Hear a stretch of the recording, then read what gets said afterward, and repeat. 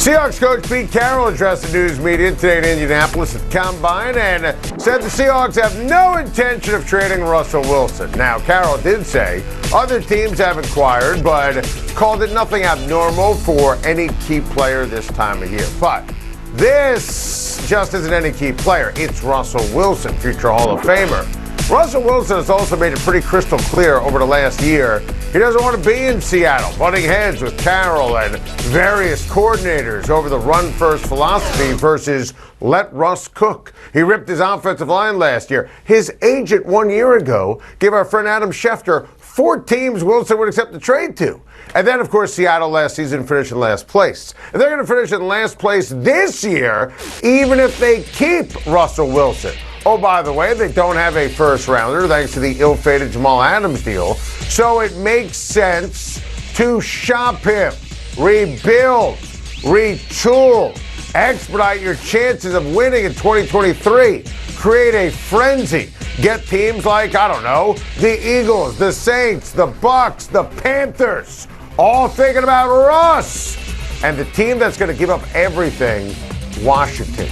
Washington is desperate for a franchise quarterback. They're desperate for an infusion of class in that organization.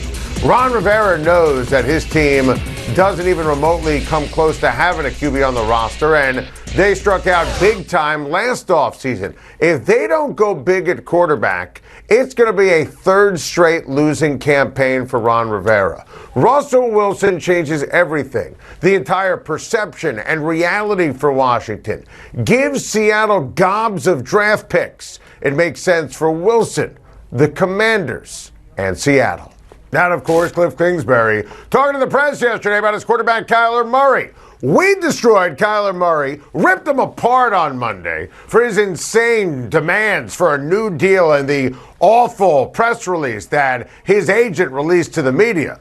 Well, today, with Murray's contract demands, the talk of the NFL, the Cardinals announced a new contract for Kingsbury and for general manager Steve Keim. And if you don't think that's sending a message, well, you're not paying attention. Steve Keim is excellent at his job, and he's been around a long time. He has built a Super Bowl caliber roster for these Arizona Cardinals. He hired Kliff Kingsbury, and look, you see what's happened under Kliff? It's been a mixed bag.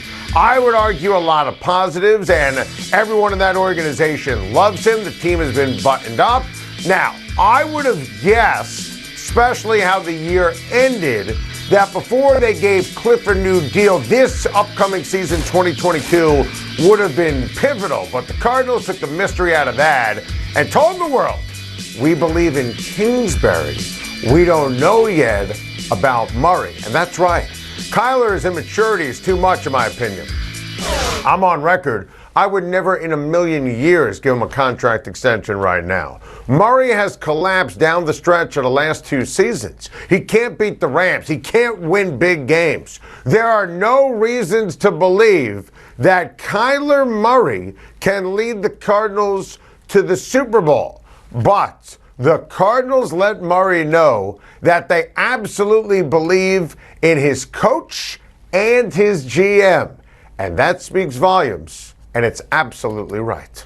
Eric DeCosta is one of the best general managers in the National Football League. Ravens fans know this, and they know that DeCosta is being very smart and calculated on the Lamar Jackson contract conversations. And DeCosta said today that he spoke to Lamar, and Jackson represents himself. The conversations were had fairly recently, and he's hopeful they can get something done, and they're going to work under Lamar's urgency. Look, it's the right thing to say and do.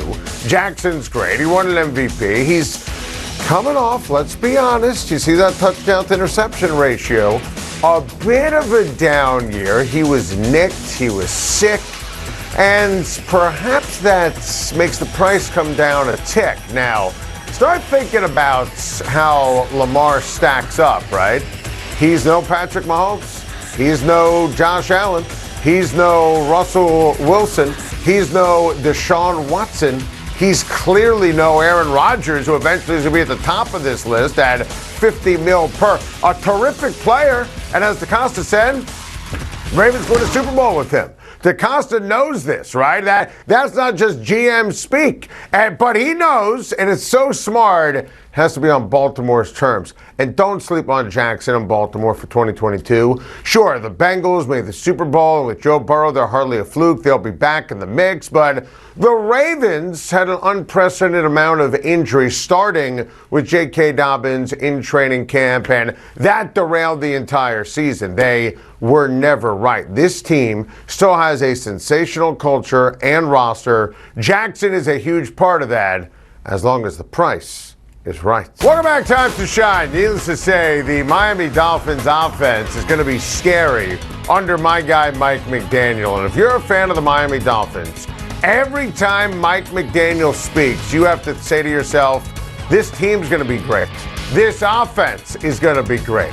I love listening to him and the plan for the team. And look, can Jalen Waddle do some things that McDaniel did as the offensive coordinator in San Francisco? Do some things that he did with Deebo Samuel? Why not? Absolutely. Maybe it won't be identical, but I think that McDaniel is so brilliant, and he's going to make Tua Tagovailoa into a great player. Look, the ability's there. You're worried a little bit about the availability in terms of the injuries, but if they improve the offensive line, and they must, if they improve the running back position, and they must, I think that the Miami Dolphins can make the playoffs. I think going into the start of the offseason, I would put Miami ahead of New England, ranking the teams in the division. Buffalo's clearly at the top. Jets are obviously clearly at the very bottom.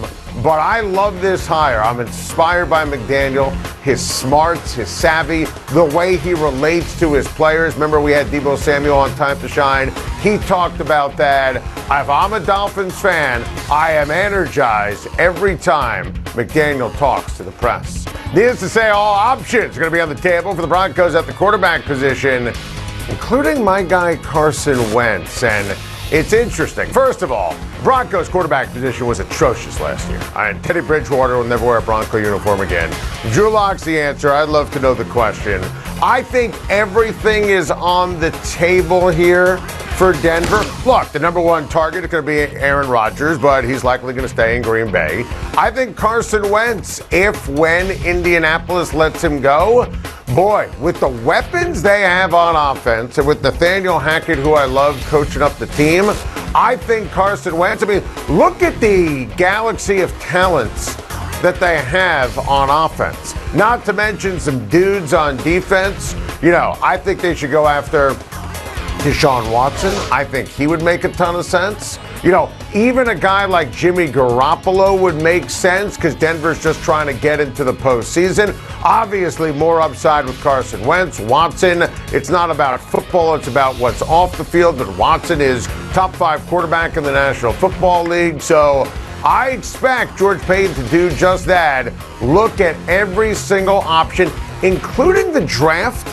But I think a veteran with those weapons in a win-now situation with a new head coach, it's go time. And if I'm a Broncos fan, I would be inspired. You can't make it up if you try. Needless to say, Sam Howell will be a slam dunk for an NFL franchise. Well, look, I had to say slam dunk because it was too good off of the basketball conversation, but listen, I got a lot of feedback from people in the NFL who were watching yesterday's sizzling edition of Time to Shine, and there were a lot of smart people I trust who told me, include Sam Howell on my list with Kenny Pickett and Malik Willis of first-round quarterbacks in this upcoming draft. I think that Howell, and I'm not there yet calling him a first-rounder, I want to see what happens in free agency with these veterans, but I would put him third on my list with Willis and Pickett clearly ahead. But I think the third best quarterback in this draft is Sam Howell, who has a lot of things that you like in terms of skill set to be a strong starting quarterback in the NFL. Let's hope he can shoot. A day after Rob Manfred canceled the first 2 series of the baseball season, baseball fans should feel blank today. Sick. Absolutely sick. Everything Tony Clark just said right there is spot on. Rob Manfred has no idea that he actually canceled Christmas because he's not a baseball fan. He's Scrooge. For baseball fans like me and you, opening day is a holiday. It's Christmas Day. And Marcus Stroman summed it up perfectly with 3 words on the old Twitter.com. Manfred gotta go. Very well said, Marcus Stroman. Because this guy, look at him. He's laughing. He's canceling Christmas and he's yucking it up like a clueless clown. I mean, this is the face of baseball. He's smiling, and good for Mike Trout. Good for Mike Trout. Not every star is willing to do this, and I love how he called him Rob, not commissioner, just Rob. And if anyone thought that the players not getting paychecks were going to fold, oh, no chance that's going to happen. Sick. This whole thing makes me sick. I love baseball. You love baseball. Rob Manfred does not. There are owners of small market teams that are thrilled that there's not going to be baseball in the first 2 series of the season. Any meetings today? Any meetings tomorrow? Is there a sense of urgency to make sure that we have baseball in the month of April? Sick. This is all sick. To the NBA, where after yet another loss, LeBron James insisted he's not giving up on the season yet. So, LeBron saying the Lakers aren't done it's silly. It's absolutely silly. I mean, and he had a lot of good death analogies if you're sick and twisted and into that kind of thing. You know, I gotta be 12 feet under and buried and dirt covered on me. Look, it's another loss, and any way you want to slice it, the Lakers are a complete and utter fiasco. You know, I mean, they've lost the first 3 games since the All-Star break. They're terrible. They're hanging on by the hair of their chinny chin chin to the play-in tournament. The play-in tournament is a team that had championship aspirations. They're just a hair ahead of the Pelicans. Hey, LeBron is, tweeting up a storm about Les Snead and, going back to Cleveland and Sam Presti. He's a problem here. He's the biggest problem. Anyone thinking the Lakers are somehow alive? Their schedule's only getting tougher. Silly. Another dominating win for Duke last night as they won their 7th straight. The Blue Devils will be blank in the tournaments. Absolutely amazing. Let me tell you something. It's Mike Krzyzewski's time to shine. And here's the thing about Duke when you watch Banchero and company. They're loaded. The talent is there. They have an elite starting 5, solid depth, and the best coach who has ever coached in the history of college basketball. By the way, final year at Duke, all sentiment is going to be on their side, and this team is on fire. I mean, they're going to end up getting a 1 seed whether you like it or not, and I love it. I always root for Duke. I love Mike Krzyzewski. I'm enamored by history and how he runs his program. I think Duke has a great opportunity to make the Final Four and be in position in Coach K's final year to cut down the nets. And by the way, I'm here for it. Michigan pass rusher Aiden Hutchinson is the one to watch at this week's Combine. So Hutchinson will be blank in the NFL. He is going to be excellent. Absolutely excellent. To me, he's the best player in this draft. Aiden Hutchinson is the number 1 player. Now, will he go number 1? Well, let's see what the Jaguars do in free agency at the tackle position. There are, the NC State tackle, the Bama tackle. They'll be in consideration at 1. Hutchinson, to me, though, best player in this draft, number 1 prospect. I talked to him in Los Angeles on my SiriusXM radio show, Radio Row, and I've compared him to the Bosa brothers, right? And obviously a little Ohio State, Michigan back and forth there. And I just voted Nick Bosa for first-team All-Pro, so that's a high compliment. Let's say you even knock it down a level, just a little bit. See, if he's Max Crosby, that's fantastic. He is going to be excellent in the NFL. And by the way, if he doesn't go number 1 to Jacksonville, you think that the Michigan fans who root for the Lions will be thrilled if he's there at number 2? I can't wait to watch him get to the quarterback, stop the run, be a leader, consistent Energizer bunny in the NFL. Thank you for watching. Please like and subscribe, and don't forget to hit the bell for more videos.